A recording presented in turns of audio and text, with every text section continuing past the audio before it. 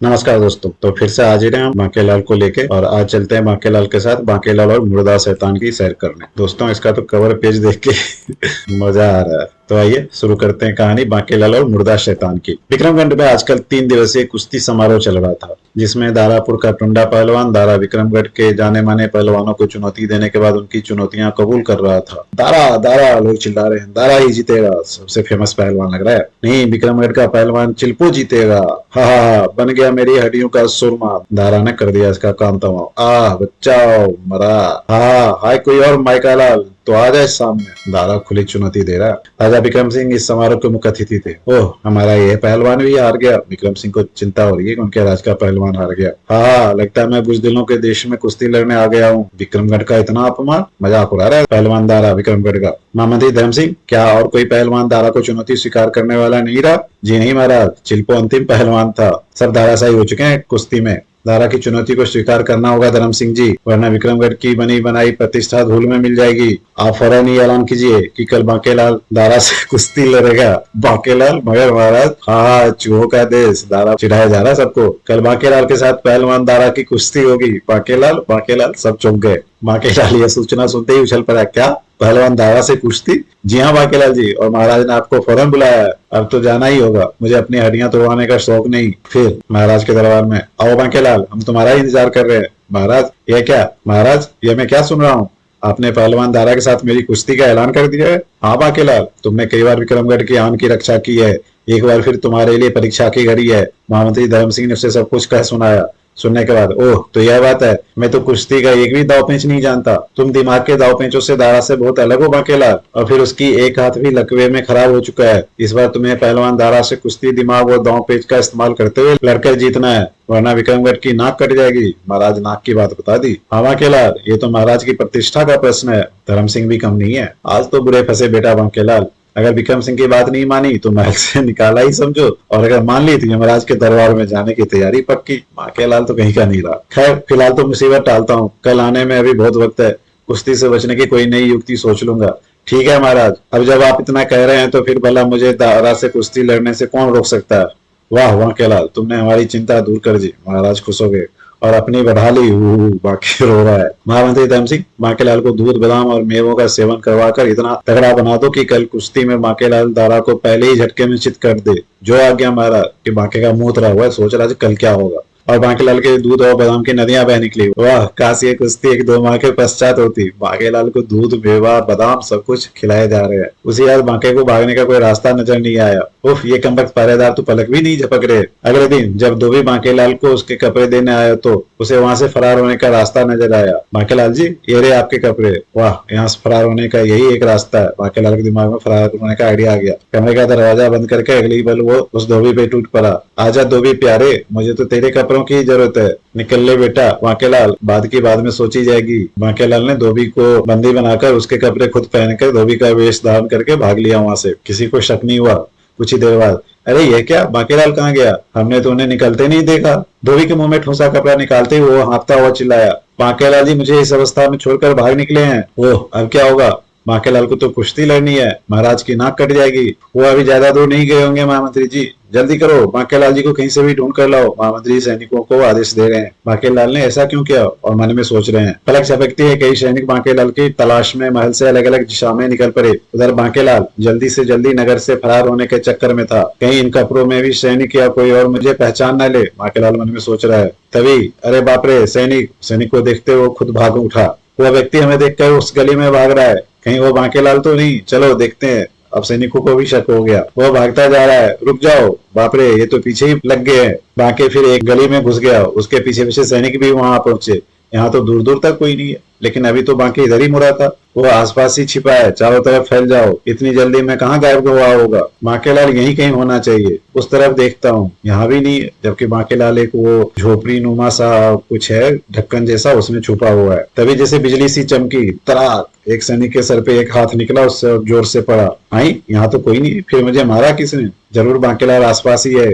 ओई, अभी इतना वो बोल ही रहा था कि पीठ पे एक और पड़ा, डिशूम। और फिर जैसे ही सैनिक ने भीतर देखने के लिए गर्दन उस छेद में डाली, मैं तो यहीं छिपा हूँ प्यारे लाल। बांकेलाल, अब सैनिक के वेश में मुझे कोई नहीं पहचान पाएगा। और बांकेलाल ने सैनिक को अंदर खींचा और उसके कपड़े खुद पहन के सैनिक का वेश धर लिया। ही अब इससे पूर्व की बाकी सैनिक आ पहुंचे। निकल ले बेटा बांके, लेकिन बाहर निकलती रंगा सिंह मिला बांकेलाल। बांकेलाल, हाँ मैंने उसे वहां बेहोश कर दिया है। जैसे सैनिक ने स्कोप को हटाया, अरे रंगा सिंह तो यह है, फिर वो कौन था? बांकेलाल, बांकेलाल हमें दगा दे बांकेलाल हमें गच्चा दे गया। फिर भाग निकला बांकेलाल। वह जंगल की तरफ गया, पकड़ो उसे। सब उसके पीछे फिर से भागे। उधर जंगल में बांकेलाल बेहद प्रसन्न था। अब महाराज स्वयं ही लड़ ले उस हाथी से कुश्ती। मेरी हड्डियां तो कीर्तन करने से बच गई। कुछ दिनों जंगल की ताजी हवा का फलों का सेवन करूंगा। उसके बाद बांकेलाल उसी वृक्ष के नीचे पसर गया। अभी उसे आराम से लेटे हुए कुछ ही क्षण बीते थे कि अचानक जंगल का चप्पा चप्पा छान मारो, बांकेलाल इसी तरफ आया है। सैनिक भी वहां पहुंचे इतने में। ओह, सैनिक भी वहां पहुंचे। अब क्या करूं? अगर इनमें से किसी एक की निगाह मुझ पर पड़ गई तो मेरी खैर नहीं। वाह, इस पेड़ की कोटे बड़े मौके पे दिखाई पड़ी है। फिलहाल इसी में छुप जाते हैं। उसे एक पेड़ में गुफा टाइप का एक छेद दिख रहा है। बांकेलाल उसमें छिप गया, लेकिन भाग तो कुछ और ही मंजूर था। बेचारा बांकेलाल जैसे ही कटोरे में घुसा, उफ ये क्या, मैं तो नीचे ही गिरता जा रहा हूँ। तो वो कटोरा अंदर से खोखला था और बहुत नीचे जाके रुका। हाय मरा धम, हाय मेरी कमर। बांकेलाल की कमर टूट गई। उफ, खरोच लगने से हाथ में खून भी निकल आया है। लेकिन यह मैं आ कहाँ गया हूँ? यह तो कोई भयानक गुफा सी लग रही है। लेकिन मैं तो उस कटोर में छिपने के लिए घुसा था। तो कटोर किसी गुफा में जाके खुलता था। इसका मतलब वो कटोर गुफा में घुसने का गुप्त द्वार है। और यहाँ तो मानव कंकाल भी पड़े हुए हैं। हे भगवान, यह मैं कैसी मनुष्य जगह पे आ गया हूँ? बांकेलाल की लगी पड़ी है। अब तो अंधेरे के कारण वो कटोर वाली जगह भी दिखाई नहीं पड़ रही। बांकेलाल भागने की सोच रहा है, लेकिन उसे रास्ता नहीं मिल रहा है। और अचानक बांकेलाल चीख पड़ा, उई, मेरा कुर्ता किसने पकड़ लिया? हिम्मत करके बांके ने निगाह पीछे की। ओह, यह तो कील में फंसा है मैं खार मखाई डर गया और कुर्ता छोड़कर बांके भी 2 कदम आगे बढ़ा ही होगा कि फिर अटक गया। लेकिन इस बार पीछे पलटते यह क्या? हाई हाथ के मालिक के चेहरे पे निगाह पड़ते बांकेलाल के पसीने छूट गए। तुम कौन? मर गया। तो यही वही नरकंकाल है जिसने बांकेलाल के कुर्ता खींचा था। मैं मुर्दा शैतान हूँ। 100 सालों में एक बार कुछ समय के लिए जागता हूँ, लेकिन तुम्हारे खून की बूंदों ने मुझे समय से पूर्व जगा दिया है और अब मैं अपने खून की प्यास बुझाऊंगा। सबसे पहले तेरा ही नंबर है रे तुक्ष इंसान। मेरा हो गया बेरागर। इसके तो इससे तो दारा के हाथों मरना अच्छा था। बांकेलाल वैसे कांपता गिड़गिड़ा उठा। मुर्दा सरदार भाई, तुम मेरे खून के बूंदों के कारण जीवित हुए हो। अब अगर तुम मेरा खून पियोगे तो तुम 7 जन्मों तक भी मेरे भूत से पीछा नहीं छुड़वा पाओगे। लेकिन अगर तुम मेरी जान बख्श दो तो मैं तुम्हें मोटे मोटे इंसानों का ताजा ताजा लहू पिला सकता हूँ। मुर्दा शैतान को भी बांकेलाल पट्टी पढ़ा रहा है। मुर्दा शैतान बोला, क्या?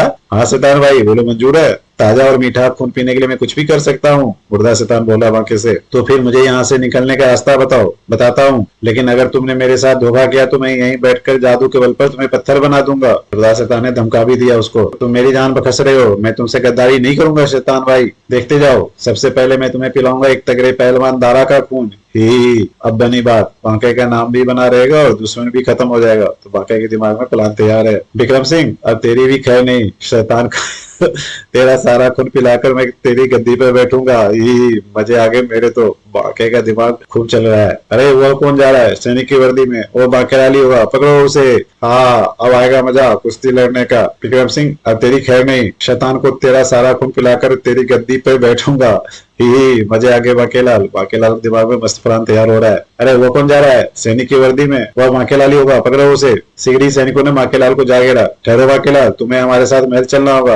ओह ठीक है, चलो। अब बांकेलाल के दिमाग में प्लान तैयार था, इसलिए बांकेलाल चल दिया साथ में। उधर कुश्ती की सारी तैयारियां पूरी कर ली गई थी। इंतजार था तो केवल बांकेलाल का। बांकेलाल की कोई खोज खबर लगी कि नहीं? नहीं महाराज, समझ में नहीं आ रहा कि एक बांकेलाल मैदान छोड़कर भाग क्यों निकला। हम कुछ नहीं जानते महामंत्री। अगर आज ये कुश्ती नहीं हुई तो हम किसी को मुंह महाराज अपना वाक्य पूरा भी नहीं किया था कि तभी शोर मच गया। बांकेलाल, बांकेलाल, ओ तेरी। तो बांकेलाल कुश्ती के लिए लंगोट बांध के आ गया। बांके को देखते राजा विक्रम सिंह की बांछें खिल उठी। महामंत्री जी, बांकेलाल कमाल है। महामंत्री भी खुश हो गए। बांकेलाल, कुश्ती आरंभ होने वाली है, लेकिन मैं तुमसे जानना चाहता हूँ कि मैं एकाएक भाग क्यों गया। महाराज, दरअसल मैं ताकत की एक औषधि लेने जंगल जाना चाहता था, लेकिन आपके सैनिकों ने मुझे जाने नहीं दिया, तो मुझे यह रास्ता चुनना पड़ा। बांकेलाल ने झूठ बोलना शुरू कर दिया। तभी कुश्ती का घंटा बज उठा। ओह, उन सैनिकों को अब हम बाद में देखेंगे। अभी तुम जाओ बांकेलाल और विजयी रहो। और दोनों पहलवान आमने सामने पहुंच गए। वो तो ये सिक्किया पहलवान है बांकेलाल, इससे तो मैं अपनी एक उंगली से ही चित कर दूंगा। दारा दारा, बांके बांके, सब दोनों पहलवान का नाम चिल्ला रहे हैं। बाप रे,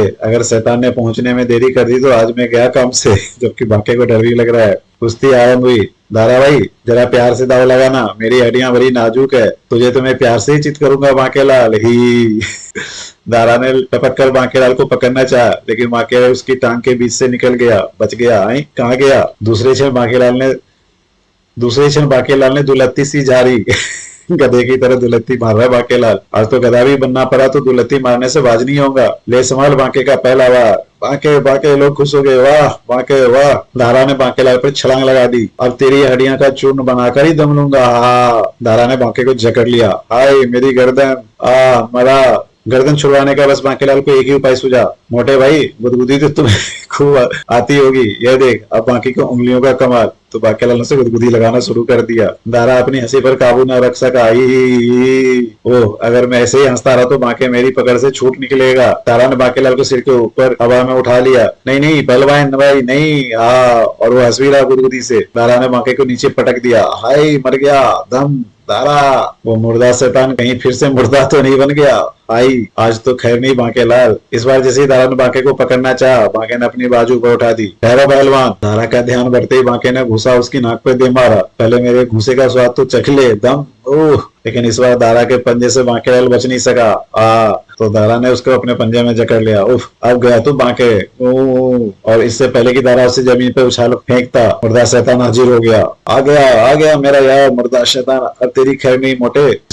पिलपिला खरबूजा न बना दिया तो मेरा नाम भी बांकेलाल नहीं। हाँ खून खून। मुर्दा शैतान खून देख के खुश हो रहा है। यह क्या भला है? और दारा सोच रहा है ये क्या है? महाराज विक्रम सिंह उसे देखकर उछल पड़े। यह क्या भला है महामंत्री जी? इसके तेवर ठीक नहीं नजर आते। मैं सैनिकों को इसे पकड़ने का आदेश देता हूँ। महामंत्री का आदेश पाते ही सैनिक शैतान की ओर बढ़े। रुक जाओ वरना मार दिए जाओगे। सैनिक शैतान को मारने की बात कर रहे हैं और मुर्दा शैतान हंस रहा है। शैतान ने आगे बढ़कर 2 सैनिकों को उठा लिया। मुझे दारा का खून चाहिए, बचाओ। सैनिकों खत्म कर दो इसे। महामंत्री सैनिकों को उसको मारने के लिए बोल रहे हैं जबकि बाकी लोग भाग रहे हैं वहां से। दारा शैतान के मुंह से अपना नाम छुड़कर उछल पड़ा। मेरा खून। और उसने बांके को छोड़ दिया। बांके नीचे गिरा। दोनों सैनिकों को एक तरफ उछालने के बाद दारा का खून। मुर्दा शैतान बोल रहा है जबकि दारा हाय। शैतान दारा की तरफ बढ़ा। सैनिकों ने उस पर आक्रमण कर दिया।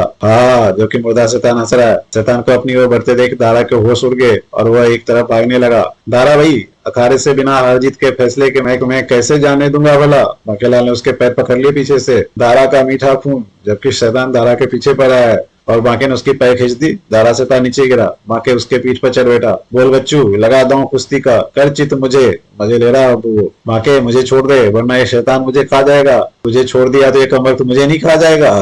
शैतान को करीब आते देख दारा ने एक अंबाजी खाकर बांके को हवा में उछाल दिया। फिर इससे पहले कि दारा उठकर भागने की चेष्टा करता, वाह ओ मेरा हाथ। मुर्दा शैतान ने उसका हाथ पकड़ लिया। शैतान ने दारा को घुमाकर नीचे पटक दिया। बचाओ। तो मुर्दा शैतान कुश्ती लड़ा दारा से। नीचे गिरते ही दारा उछलकर पुनः खड़ा हो गया। ओह लगता है इसे मुकाबला करना ही होगा। दारा ने उछलकर एक भरपूर ठोकर शैतान की छाती पे जड़ दी। क्या बात है। मुर्दा शैतान सीधा जाकर गिरा। उठने का प्रयास कर रहे बांकेलाल के निकट। आई। अब बांकेलाल चौंक रहा जो मुर्दा शैतान को भी दारा ने पछाड़ दिया। शैतान की धुन खून पीने आया है या मार खाने? मैं इस दारा के बच्चे का एक एक बूंद खून पी जाऊंगा। अब शैतान गुस्सा आ रहा। तो फिर जा जल्दी कर। दारा मैं आया। अब शैतान को भी गुस्सा आ रहा है। शैतान दारा पर झपटा लेकिन दारा नीचे झुककर वार बचा गया। शैतान अखाड़े में लगी बल्ली से जा टकराया।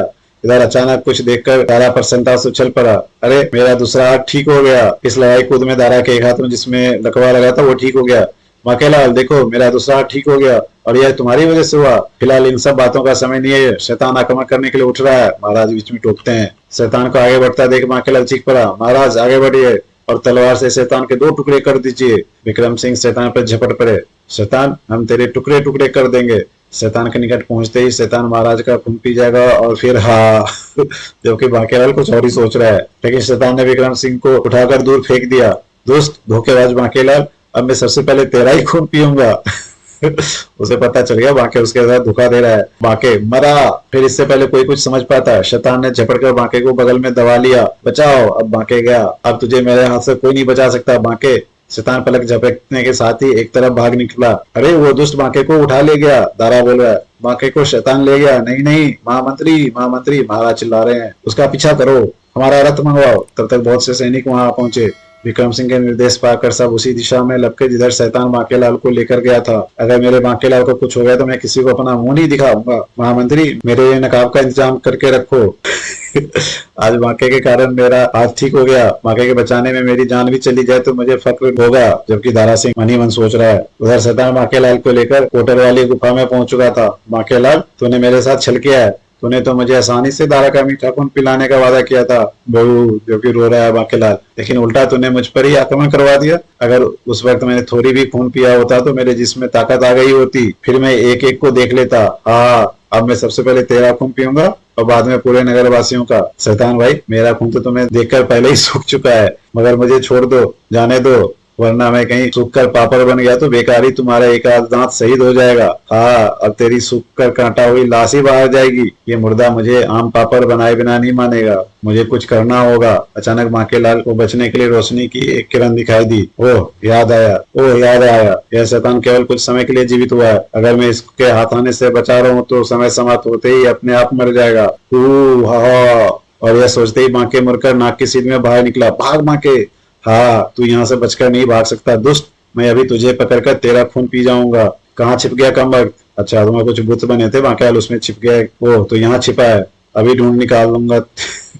अभी ढूंढ निकालता हूँ। बचकर कहाँ जाएगा? अब तेरी खून की प्यास और भी भड़क उठी है। लप लप लप, तेरी प्यास तो मैं बुझाऊंगा कमबख्त। उस हथौड़े से ये ले, बुझा अपनी प्यास। बांकेलाल ने एक हथौड़ा से उसके सर पे मारा। बांकेलाल ने लवादा उतारकर शैतान पर फेंक मारा और भाग निकला।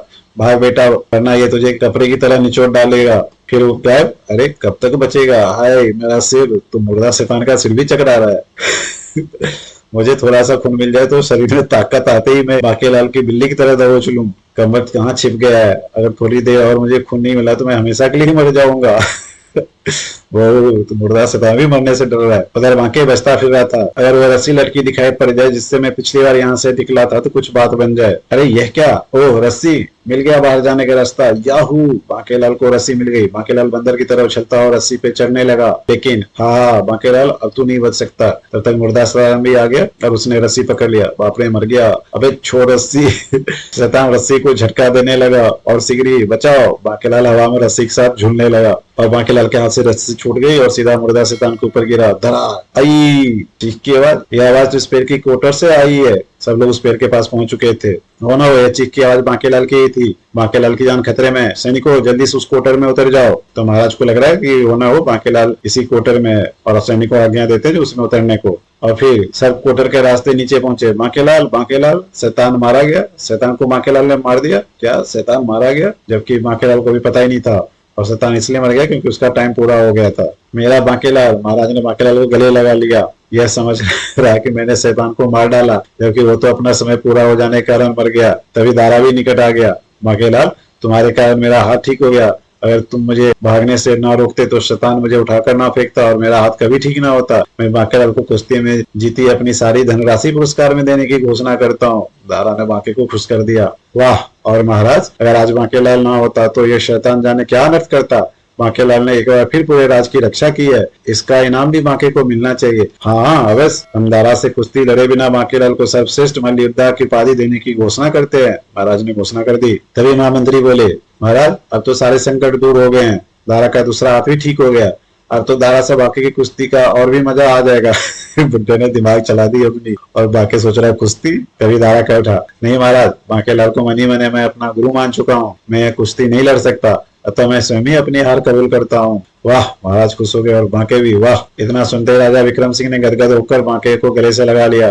बोलो बांकेलाल की जय, बोलो दारा पहलवान की जय। पाठकों, आप देख रहे हैं ना, शिव के वरदान के कारण हमेशा की तरह इस बार भी मेरी योजना की टांग टूट गई।